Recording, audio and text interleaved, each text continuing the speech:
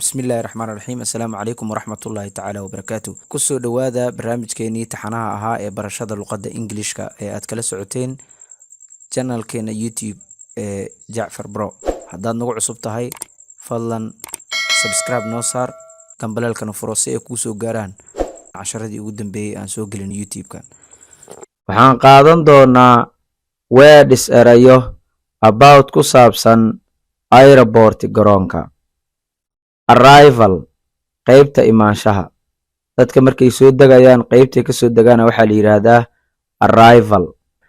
board fuulidda diyaaradda, boarding bus kaarka fuulista diyaaradda. diyaaradda marka la raacayo kaarka yarkaa lagu raaco ayaa waxaa loo yaqaanaa boarding bus.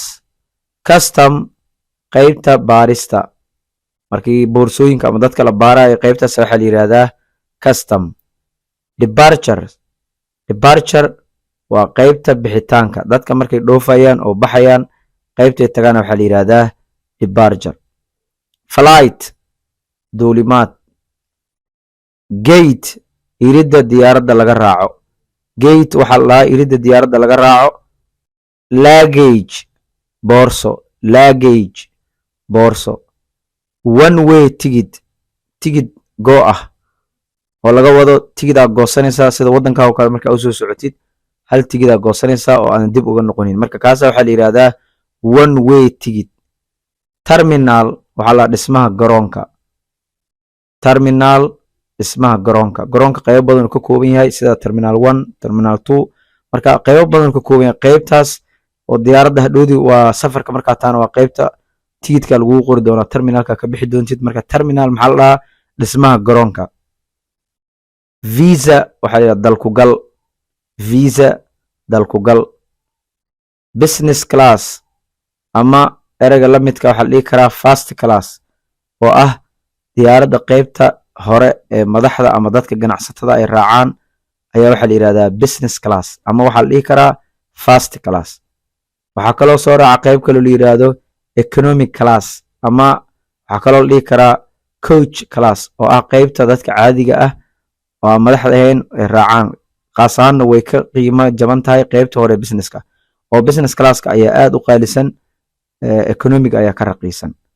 check in waxaa la qaybta xaadirinta ama hubinta dadka, markay dadka dhoofayaan qaybta ugu dambeeya ee laga hubiyo oo laga xaadiriyo qaybtaas waxaa loo yaqaanaa check in. travel agents xafiiska diyaaradaha oo ah kan tigidka kuu jaray, kaas waxaa la yidhaahdaa travel agents. captain kabtanka diyaaradda waxaa la yidhahdaa captain. life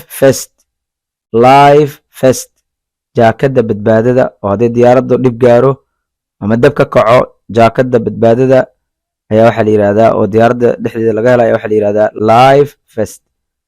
pilot waxaa la yidhahdaa duuliye, pilot duuliye. seat belt suunka kursiga diyaaradda ku rakiban oo markay diyaaradda duulayso iyo markay degaysaba la xirto, kaas waxaa la yidhahdaa seat belt. flight attendant kaaliyaha diyaaradda, dadka caawiyaasha ee diyaaradda saaran ee marka cabitaanka ama dadka u geeya ama caawiya ama hadday dhib gaaraan gargaaro caawiya, kuwaas waxaa loo yaqaanaa flight attendant. domestic flight waxaa la duulimaadka gudaha, diyaaradda markay waddanka dhexdiisa iskaga dhex safrayso ayaa waxaa loo yaqaanaa domestic flight. trolley baaskil yar oo boorsooyinka lagu riixdo, airportka dhexdiisa laga helaa, boorsooyinka lagu riixaa, kaasa waxaa la yidhahdaa trolley. runway waa meesha diyaaradda ay ku orado markay degayso ama marka ay duulayso. take off duulid, diyaaradda markay duulayso ayaa waxaa la yidhahdaa take off. intaas ayaan kusoo gabagabay.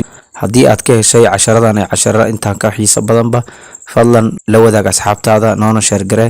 aad iyo aadaan u mahadsantiin.